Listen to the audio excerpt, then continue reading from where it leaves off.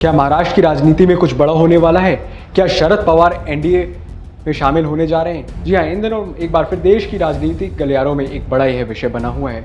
नमस्कार, आप देख रहे हैं जी मध्य प्रदेश छत्तीसगढ़। मैं हूं आपके साथ प्रत्यक्ष मेहरोत्रा। इन दिनों देश की राजनीति में शरद पवार और महाराष्ट्र दोनों ही चर्चा का विषय बने हुए हैं, जिसकी वजह है सोमवार यानी कल संसद भवन में होने वाली पीएम मोदी और शरद पवार के बीच की मुलाकात। जी हाँ, कार्यालय में एनसीपी प्रमुख शरद पवार और उनके 8 सांसदों के बीच प्रधानमंत्री नरेंद्र मोदी से मुलाकात होगी, जिसकी वजह से ये मामला गरमाया हुआ है और लगातार सवाल भी उठने लगे हैं कि कहीं शरद पवार इंडिया गठबंधन छोड़कर एनडीए में तो शामिल नहीं हो रहे। लेकिन जब मामले को लेकर चर्चाएं तेज होने लगी तो इस पे सवाल भी होने लगे, जिसके बाद एनसीपी शरद पवार गुट की कार्यकारिणी अध्यक्ष और सांसद सुप्रिया सुले ने खुद संभावित मुलाकात पर मोहर लगा दी। हालांकि आधिकारिक तौर पर अभी कोई फाइनल एजेंडा सामने नहीं आया है, लेकिन कहा जा रहा है कि यह बैठक मुख्य रूप से महाराष्ट्र के विकास कार्यों और केंद्रीय परियोजनाओं और राज्य के हितों में से जुड़े मुद्दों पर बुलाई गई है। एनसीपी सांसद अपने अपने क्षेत्रों की समस्याओं को सीधे पीएम मोदी के सामने रखेंगे। सियासी गलियारों में अटकलें हैं कि सिर्फ ये विकास कार्यों की बैठक नहीं बल्कि इसके कई राजनीतिक मायने भी रखते हैं, क्योंकि इसकी वजह महाराष्ट्र में पिछले 5 सालों में जिस तरह से दल बदल गठबंधनों का टूटना, सियासी उलटफेर देखने को मिला है, उसे देखते हुए कई मायने निकाले जा सकते हैं। संसद के आगामी सत्र में परिसीमन विधेयक और आरक्षण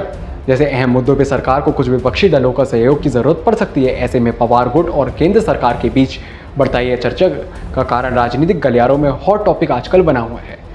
हालांकि प्रस्तावित परिसीमन विधेयक को लेकर जब पूछे गए सवालों पे सुप्रिया सुले ने फिलहाल किसी भी अंतिम रूप की अटकलों को खारिज कर दिया है। उनका कहना है कि अभी तक विधेयक को लेकर आधिकारिक मसौदा संसद में पेश नहीं हुआ, ऐसे में उन प्रावधान को अंतिम प्रक्रिया देना जल्दबाजी हो। सुप्रिया सुले ने बताया कि इंडिया गठबंधन के नेता रोज सुबह करीब 10 बजे कांग्रेस अध्यक्ष मल्लिकार्जुन खड़गे के नेतृत्व में बैठक करते हैं। जब परिसीमन विधेयक आधिकारिक तौर पर संसद में आएगा तब गठबंधन के सहयोगियों के साथ विचार विमर्श करके सामूहिक रणनीति तैयार की जाएगी। गौरतलब है इससे ठीक पहले शुक्रवार को महाराष्ट्र के मुख्यमंत्री शिवसेना प्रमुख एकनाथ शिंदे ने भी पार्टी के सांसदों के साथ पीएम मोदी से मुलाकात की। हालांकि जिसके बाद एकनाथ शिंदे ने विपक्ष पे संसद ठप होने के मामले पे निशाना भी साधा था, जिसके दौरान उन्होंने कहा कि सबको एक साथ मिलकर देश के विकास के लिए काम करना चाहिए और जनहित के मुद्दों पे काम की अपील की थी।